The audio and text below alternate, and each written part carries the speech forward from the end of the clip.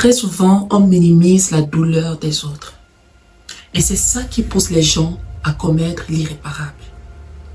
Il y a des personnes qui auraient pu être en vie aujourd'hui, qui ne se seraient pas jetées sur les rails, qui n'auraient pas attaché la corde à leur cou. Des personnes qui n'auraient pas pris des pilules, des remèdes pour mettre fin à leur jour.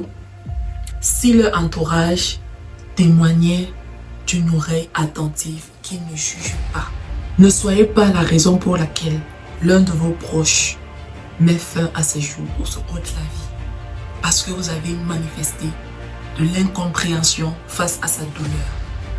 Combien de personnes autour de vous avez-vous condamné parce qu'ils ont manifesté des signes de dépression? Très souvent, ceux qui disent que la dépression c'est une faiblesse, ce sont des personnes qui, à un moment donné de leur vie, ont aussi souffert de dépression, mais n'ont pas eu le soutien qu'il fallait.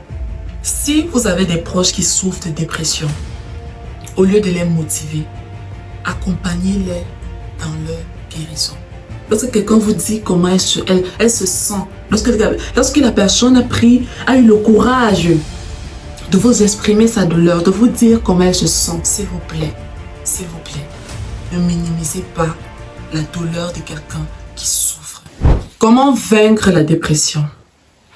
La dépression, c'est la maladie du siècle. Tout le monde en est touché. Grands, petits, adultes, adolescents, étudiants, employeurs, employés, mères au foyer, époux, peu importe la personne. Tout le monde est affecté par la dépression. Et ce n'est pas juste un caprice. Ce n'est pas un nom, un mot qui a été inventé pour faire beau. La dépression, elle est réelle. Il suffit juste de regarder autour de nous. Combien de fois on a déjà entendu des personnes qui se jettent sur le rail, par exemple, parce qu'ils se disent à quoi bon vivre? Ils sont submergés. Ces personnes avaient des familles, ils avaient des amis, des personnes qui les aimaient. Et à un moment, ils décident juste de mettre fin à leur jour. Il suffit juste de regarder les expériences sociales. On voit quelqu'un qui marche dans la rue, tout souriant, et un message anonyme qui dit « J'espère que tu guéris de tout ce dont tu ne parles pas. » Et subitement, cette personne qui souriait commence à pleurer. Il y a changement d'humeur. C'est là qu'on voit vraiment que la dépression, c'est une souffrance invisible. Elle touche l'âme. Et le pire, c'est que lorsque l'on n'est pas attentif, que ce soit soi-même ou alors les proches, cette maladie tue à petit feu. C'est une maladie qui peut pousser des personnes, du moins qui pousse même des personnes à mettre fin à leur jour. Il suffit juste de regarder les statistiques. Selon l'Organisation mondiale de la santé, 727 000 personnes environ, chaque année, mettent fin à leur jour à cause de dépressions non soignées. Combien de personnes autour de vous avez-vous condamné parce qu'ils ont manifesté des signes de dépression? Malheureusement, c'est un sujet qui est toujours tabou dans la communauté africaine particulièrement. Une fille qui sort d'une relation amoureuse toxique et qui souffre, qui a besoin de soutien, va être moquée par sa famille ou par ses amis parce qu'on va dire « Oh, tu en fais trop ». C'est juste une relation. Un étudiant qui a du souci à valider ses matières va être pris pour un faible lorsqu'il va sombrer dans une dépression à cause de cela. Une mère au foyer qui ne se plaint jamais, mais qui souffre à l'intérieur parce qu'elle a des enfants à gérer, un ménage à gérer. Elle a tellement de choses à faire et elle est submergée. Et lorsqu'elle veut s'exprimer, lorsqu'elle veut exprimer ce qu'elle ressent, d'autres perçoivent cela comme de la faiblesse. Un père de famille qui a des responsabilités, qui a des épaules chargées et qui souffre de dépression aura tendance à ne pas s'exprimer par honte à cause de la peur du jugement. Un chef qui souffre de burn-out, les entreprises, les décisions à prendre. Un employé qui souffre à son lieu de service, un chef toxique, des collègues toxiques, une atmosphère de travail destructrice, il pourra souffrir de dépression et ce sera difficile d'exprimer cela. S'il vous plaît, soyez très attentifs. Lorsque vous avez un proche, ou alors si c'est vous-même le concerné, observez minutieusement ces signes que je vais énumérer. Pour reconnaître la dépression chez quelqu'un, vous allez voir cette personne, si elle souriait avant, elle ne va plus du tout sourire. C'est-à-dire, elle perd le sourire, elle perd le goût à la vie. Tout ce que tu vas faire autour d'elle ne va pas l'intéresser. Elle va généralement choisir de s'enfermer, de rester seule. Tu vas voir quelqu'un, il n'avait pas l'habitude de rester des longues heures devant la télévision ou sur les réseaux sociaux. Et subitement, cette personne passe de plus en plus le temps dans sa chambre, sur son téléphone, en train de scroller, ou alors elle regarde la télévision des heures. Elle perd le goût à la vie. Un autre signe, c'est que cette personne, elle perd de l'énergie. C'est-à-dire, elle n'a plus envie d'entreprendre, de faire des choses. Et lorsque tu la regardes, elle a toujours l'air affaiblie. Elle ne veut pas sortir. Elle ne veut rien faire du tout. Tout ce qu'elle veut faire, c'est rester dans son coin et s'apitoyer sur son sort. Un autre signe, c'est que l'appétit de la personne change. La personne mange soit peu, soit beaucoup. Vous allez observer, quelqu'un qui souffre de dépression aura tendance, si c'est une personne qui mangeait peu avant, qui mangeait très peu, elle va beaucoup manger. C'est ce qui explique parfois la prise de poids chez certaines personnes. Parce que cette personne, elle mange ses émotions. Elle se console dans la nourriture. Et quelqu'un qui mangeait beaucoup va commencer à manger très peu. Elle perd d'appétit. Alors on dit souvent qu'elle souffre d'anorexie. Ces signes à observer sont vraiment très importants. Un autre signe, c'est que vous allez avoir une personne qui devient très impulsive. C'est-à-dire, il y a changement d'humeur brusque. Tantôt la personne sourit, tantôt elle est triste, tantôt elle est agressive, tantôt elle est douce. C'est-à-dire, vous ne savez plus sur quel pied danser avec la personne. C'est un combat intérieur qu'elle est en train de mener. Et si vous n'êtes pas attentif, vous n'allez pas comprendre que cette personne est en train de vivre une dépression. Un autre signe, c'est que la personne, elle devient morose. Elle ne veut plus d'interaction. Elle devient absente. Vous allez voir, vous êtes pendant une discussion, la personne ne dit plus rien.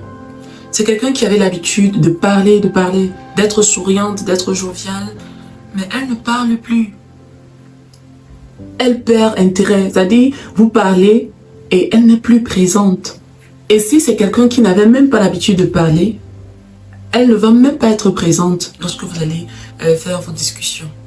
Et je vous assure, pour être personnellement passé par une dépression à un moment donné de ma vie, ce n'est pas de l'amusement. La dépression, c'est une maladie oppressante. Il faut vraiment être passé par là pour la comprendre. La chance que j'ai eue, pour moi, en tant que chrétienne, c'est de connaître Jésus. C'est pourquoi mon entourage s'étonne toujours. « Oh, Pradel, tu es devenu pasteur et tout. » Non. C'est que chacun a sa façon de gérer les situations dans sa vie. Et pour moi, c'était Jésus. C'était ma foi en Dieu. C'est Dieu qui m'a sauvé de la dépression. C'est la Bible qui a été mon médicament. La parole de Dieu m'a ressourcé, ça m'a régénéré. Et c'est pourquoi ma relation avec Dieu aujourd'hui, elle est assez forte, elle est assez profonde. Parce que je sais ce que je puise lorsque je vais dans sa présence. Je sais ce que sa présence me rapporte. Maintenant, pour toi qui n'es ni chrétien, ni musulman, ou même qui est athée, ou peu importe, je veux te partager ces conseils à appliquer pour guérir de ta dépression. La première chose à faire, c'est d'en parler. Trouve une amie, un ami, tes proches, à qui tu pourras te confier. Exprime ce que tu ressens. La dépression, c'est pas une faiblesse. Très souvent, ceux qui disent que la dépression, c'est une faiblesse, ce sont des personnes qui, à un moment donné de leur vie, ont aussi souffert de dépression, mais n'ont pas eu le soutien qu'il fallait. Ils ont donc caché cette blessure, cette douleur, sous cette pensée selon laquelle la dépression, c'est une faiblesse. Non. Exprimer ce que l'on ressent, c'est reconnaître qu'on a besoin d'aide. C'est reconnaître qu'on veut guérir. Ça sera le premier pas de ta guérison. Si tu n'as pas des proches à qui tu peux parler, des personnes de confiance qui vont t'écouter sans te juger, il y a des lignes d'écoute. Parfois, ça fait énormément de bien. Et j'ai déjà aussi expérimenté cela. Ça fait tellement de bien de parler à quelqu'un qui ne nous connaît pas, ni d'Adam ni d'Ève. Parce que cette personne va généralement nous écouter avec un regard bienveillant, avec un cœur compatissant, avec une envie d'aider. Voilà. Et si tu ne veux pas parler à une ligne d'écoute, fais-moi un message. Je peux t'offrir mon oreille. Mais attention, je ne suis pas psychologue, psychiatre ou thérapeute ou quoi que ce soit. Non, je ne suis pas médecin. Je vais juste te prêter mon oreille pour que tu ne fasses pas l'irréparable. Le deuxième conseil, pour quelqu'un qui a un proche souffrant de dépression, s'il te plaît, écoute sans juger. Un autre point très important, contactez des psychologues, des psychiatres, des thérapeutes. Allez vous faire soigner. Ces gens ont appris la médecine de l'âme pour traiter ce genre de cas. Pour ceux qui ont des proches souffrant de dépression, s'il vous plaît, ça ne sert à rien de les motiver. Ou même de leur dire, allez, bouge-toi, fais ceci, monte, descends, fais du sport ou quoi que ce soit. Si vous avez des proches qui souffrent de dépression, au lieu de les motiver, accompagnez-les dans leur guérison. Au lieu de dire fais du sport, accompagne cette personne à la salle de sport. Au lieu de dire sors, fais-toi plaisir, prends cette personne, sors avec elle. Et surtout, il faut penser sur la longue durée. C'est vrai, elle va te dire non, je veux pas trop, ça va rien apporter, mais parce qu'elle voit l'instant présent. Mais c'est à force de le faire qu'elle va aller de mieux en mieux. La guérison de la dépression, c'est possible. S'il vous plaît, prenez ce sujet très au sérieux. La dépression, c'est un sujet réel qui frappe plusieurs personnes. Plus de 332 millions de personnes sur la Terre souffrent de dépression. Elle frappe tout le monde, sans exception. Et lorsque nous allons commencer à considérer vraiment la chose, il y aura moins de sujets de dépression. Ne vous moquez pas de quelqu'un qui vous parle de dépression. Lorsque quelqu'un vous exprime sa douleur, lorsque quelqu'un vous dit comment elle se sent, lorsque la personne a eu le courage de vous exprimer sa douleur, de vous dire comment elle se sent, s'il vous plaît, ne minimisez pas la douleur de quelqu'un qui souffre. Parce que c'est ce comportement qui amène des personnes à commettre l'irréparable. Peu importe la raison de ta dépression, perte d'un proche, relations toxiques, études, boulot, maladie, peu importe la raison, c'est possible d'en guérir. Ça prendra certes du temps, mais tu verras que si tu appliques les conseils que je t'ai partagés plus haut, tu pourras en guérir. Le plus important, c'est d'être bien entouré, de pouvoir communiquer. Si tu es quelqu'un ayant un proche souffrant de dépression, s'il te plaît, prête une oreille attentive, apporte ton soutien. N'abandonne pas la personne à elle-même, mais écoute, sans juger, c'est très important. C'est en adoptant cette attitude qu'on pourra guérir de la dépression, que plusieurs personnes ne penseront plus à se ôter la vie parce qu'ils souffrent de dépression. Comme je le disais plus haut, moi, en tant que chrétienne, ma foi en Dieu m'a guéri. À côté, je faisais aussi des activités sportives.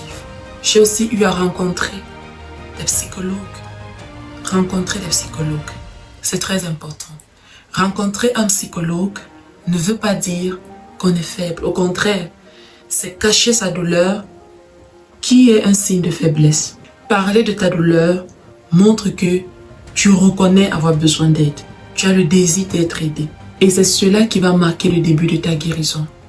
Moi, ce que je peux vous conseiller vraiment, croyez en Dieu, croyez en la guérison, croyez en ce que vous faites, en ce que vous mettez sur pied pour guérir de la dépression. Ça prendra du temps, mais vous allez guérir. Vous allez reprendre le cours de votre vie. Tu n'es pas seul, vous n'êtes pas seul. Ensemble, en partageant cette vidéo à des proches, à des amis, à des connaissances, tu empêcheras des personnes de commettre l'irréparable. Nous sommes nombreux, ils sont nombreux à ne pas avoir compris la profondeur de ce sujet. Donc partager cette vidéo va sauver des vies. Tu étais sur Pradel Inspire. Je te souhaite beaucoup de bonheur, beaucoup de paix, beaucoup de joie. Je te souhaite d'être pétillant, de retrouver la joie de vivre, de vaquer à tes occupations, d'entreprendre des projets. Je suis sûre que tu peux le faire. Je suis sûre qu'en étant bien entouré, tu pourras le faire. En pensant positivement, tu pourras le faire. On se dit à très vite pour une nouvelle vidéo. Bye bye!